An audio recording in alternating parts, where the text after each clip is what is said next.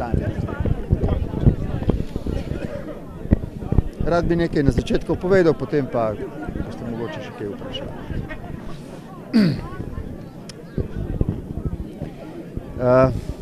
Verjetno ste bili pozorni na tisti del mojega govora danes tukaj na Dnevu slovensko-ameriškega prijateljstva, ko sem omenjal pomen sodelovanja in prijateljstva med narodi in državami, v našem primeru, v slovenskem primeru, tudi z narodi in državami italijanskim, avstrijskim, madžarskim in hrvaškim, z narodi in državami naših sosed.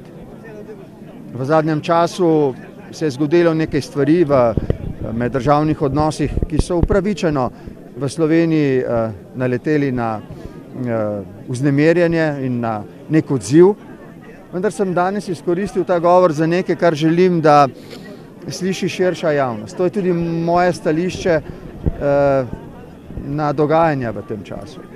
Seveda, Slovenci, slovenska država se mora, ko meni, da sosednji narodi ali države, njihove oblasti, storijo nekaj, kar je za nas nesprejemljivega, da na to opozori.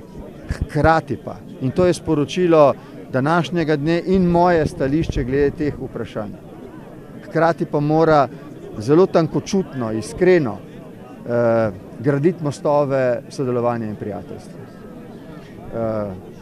Oni so naši sosedje, so naši prijatelji, prav lahko imajo stališča in ravnanja, s katerimi se mi ne strinjamo, in mi smo dolžni to reči na primeren način. Hkrati pa se moramo zaradi miru in varnosti in blaginje, zaradi ohranitve čisto medčloveških odnosov, vselej truditi, da gradimo hkrati tudi mostove.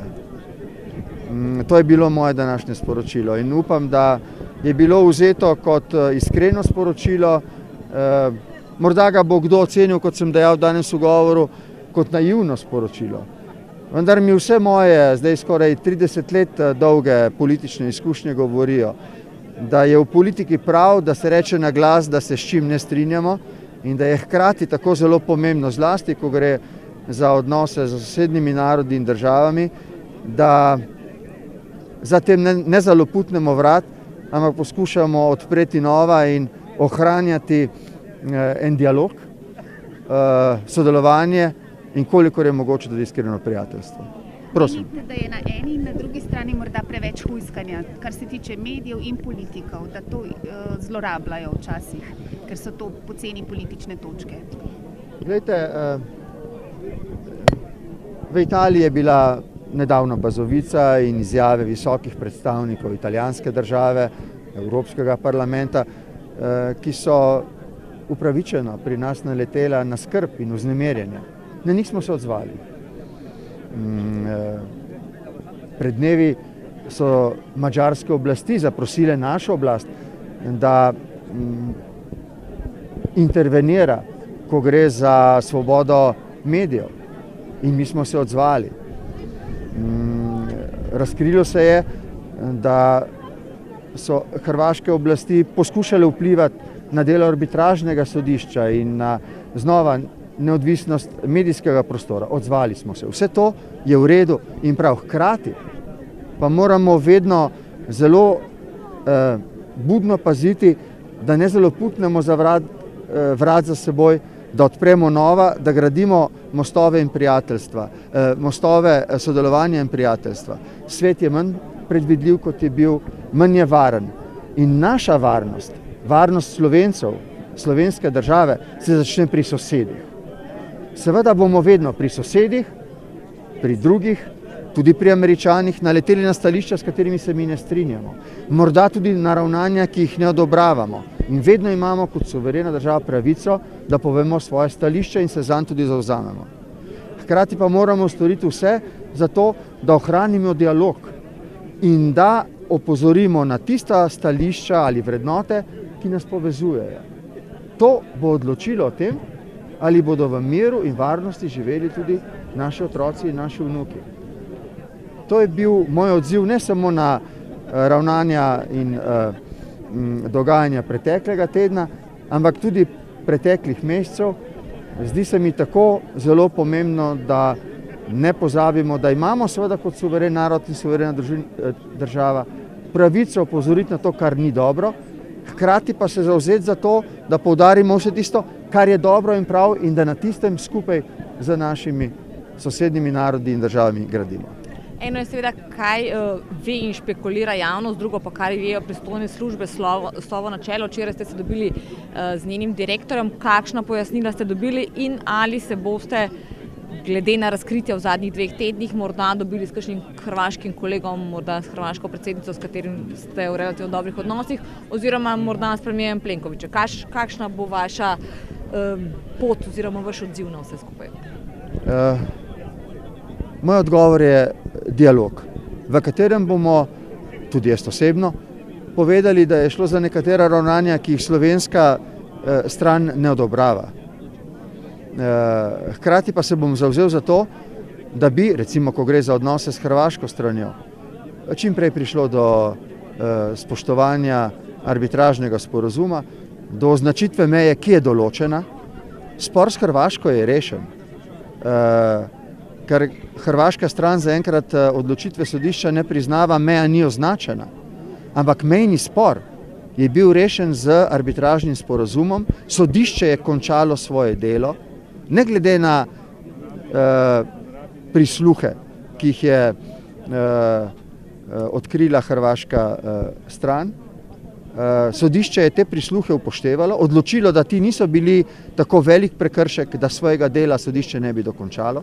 Svoje delo je dokončalo, mejo je določilo in želel bi v dialogu s predsednico Grabar Kitarović, z premijerjem Plenkovićem in vsemi ostalimi najti poti, da se čim prej ta meja tudi označi in seveda, da se to stori po mirni poti in brez zaostritve.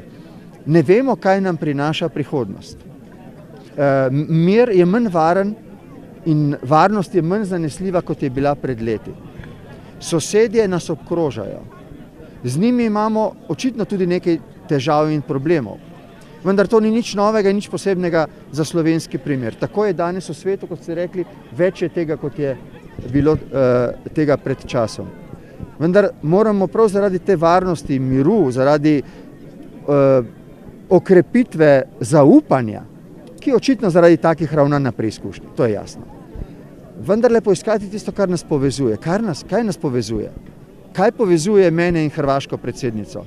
Slovenskega premijeja in hrvaškega premijeja. In italijanskega premijeja in italijanskega predsednika. Naša odgovornost za mir in za varnost. Seveda tudi za rešitev vseh drugih vprašanj. Ampak najprej in predvsem za to, če hočemo, da bo to tako, moramo obdržati dialog in se moramo pogovarjati. To, da se je v zadnjem času zgodilo nekaj ravnanj in nekaj dogodkov v odnosih z našimi sosedami, ne sme pomeniti, da bomo ugotovili, da se z njimi ne da sodelovati in bomo zaloputani vladati. To sem hotel danes reči. To je zelo pomembno sporočilo. In verjamem, da bo pri kakšnem od vaših gledalcev, poslušalcev naletelo tudi na kritične odzive, češ, da sem naiven. Vendar bi rad opozoril, da vse moje 30-letne izkušnje govorijo o tem, da je potrebno znati povedati, s čim se ne strinjaš, ampak hkrati je tako zelo pomembno, da se vedno poišče tudi tisto, s čimer se strinjaš, tisto, zaradi česar je vredno sodelovati in potem rešiti tudi tisto, s čimer se ne strinjaš. To je edina pot, da zavarujemo mir in varnost in blaginjo ljudi, za katere smo odgovorni. Ste v tem času slišali s kom od hrvaških kolegov in ali imate dejansko že predvideno kakšno srečanje ena na ena? V tem času z hrvaško predsednico Kolindom Grabar Kitarović kot sopredsedujoča pripravljava vrhunsko zasedanje voditeljev držav procesa Brdo-Briuni. To bo čez dobrih 14 dni, v začetku maja v Tirani. Gre za eno verjetno najzapletenejših, najtežavnejših priprav srečanja doslej. Odnosi med državami v regiji so zapleteni, so obremenjeni zlasti z strahom, da se proces širitve Evropske unije ne bo nadaljeval tako hitro, kot so te države pričakovale. Tudi medsebojni odnosi se zapletajo, povečuje se stopnja nezaupanja tako med državami kot njihovimi voditelji. Vse to postavlja tudi naju za predsednico Grabar Kitarović v položaj, da bo morala za vso mero spretnosti in potrpežljivosti dobro pripraviti to srečanje. Gosta tega srečanja bosta visoka predstavnica za zunanjo in varnostno politiko Evropske unije, gospa Mogherinijeva, in poljski predsednik Duda. Kot veste, so to srečanje obiskali že vsi visoki politiki iz Evrope in Amerike, od ameriškega podpredsednika Bidena do Tuska, nemške predsednice vlade Angele Merkel, francoskega predsednika, italijanskega predsednika, avstrijskega predsednika in drugih. Vsi danes gledajo v Tirano, ali bo na vrhu tega srečanja prišlo do ohranitve enega elementarnega zaupanja in pripravljenosti za sodelovanje teh držav tudi v prihodnje, ko zlasti težave z Brexitom in z drugimi problemi, ki obremenjujejo Evropsko unijo ta hip in lahko upočasnijo proces širitve, ali bomo mi v tej regiji zadržali mir, varnost, sodelovanje. Zato sem danes izkoristil to priložnost in pozval k modrosti. Ali smem to reči, da se mi zdi zdaj tako zelo pomembno, da nas politične izkušnje, ki jih imamo v teh 30 letih, da nam dajo to potrebno modrost za ravnanje v prihodnje. Še zadnje vprašanje. Ravno to, bistvo, kar ste rekli zdaj na koncu, se mi zdi, mislim, iz vašega govora, pa tudi iz odgovora, se mi zdi, da ste rahlo kritični do tega, kar se predvsem v zadnjem času dogajalo v zvezi z temi razkritji teh pogovorov oziroma načina reakcije na to zadnjo Watergate afero. Ne, jaz mislim, da je, kot sem dejal, prav, da se slovenska oblast, neodvisni mediji oglasijo, tako kot menijo, da je prav. Tukaj smo bili vendarle deležni iz Bazovice, iz madžarske vlade, strani hrvaške javnosti, deležni nekaterih ravnanj, ki za nas ne morejo biti sprejemljiva. Na to se je bilo treba odzvati. Zdelo pa se mi je, da manjka ta poudarek, ki sem ga dal danes jaz. Da je potrebno pogledati malo širšo sliko v prostoru. Da je potrebno videti, da smo v zadnjih mesecih precej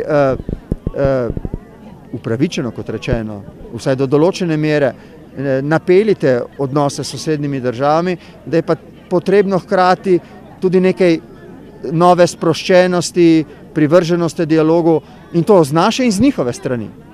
So med nami in Italijani, med nami in Avstrijci, Madžari, Hrvati, stvari, ki nas povezujejo. Na njih moramo graditi, če hočemo rešiti tudi te probleme, o katerih se ne strinjamo. Predsednik vlade, mislim, stalno dobivate te poročila Sove. Se vam zdi, da je bilo ravnanje Sove tu ustrezno v zadnjem? Slovenske? Da. To ni problem. To je vse v redu. Tudi nočem reči, da je bil kakšen velik problem pri ravnanju slovenskih oblasti. Tukaj imamo sicer lahko različne politične okuse, ampak vse to je relativno v redu in prav. Hotel sem samo reči, da je manjkal en poudarek, ki sem ga želel danes dati, da ob vsem tem pa moramo paziti na to, da ko rečemo, s čim vse se ne strinjamo, rečemo tudi, s čim se vse moramo strinjati in graditi na tistem, kar nas povezuje, da gremo naprej. Hvala lepa.